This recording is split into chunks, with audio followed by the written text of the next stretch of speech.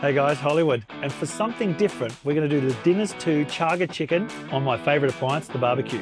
First up, we're gonna spatch this little sucker. Flip him over, get a hold of that backbone.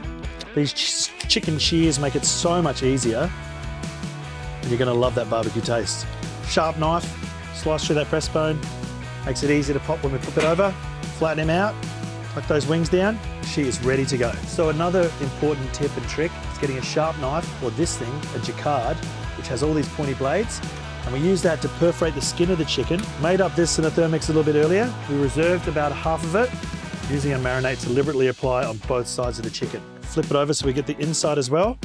There's been some questions about where this comes from. So the origins of this particular marinade are from an area of Pakistan called Lahore. Generally they call it chargha, which is synonymous with barbecue chicken. All right, she's been marinating for about 3 hours now. She goes on the grill. And now the proof is in the pudding. Well, should I say the charcoal is in the chicken. And that's Chargha Chicken.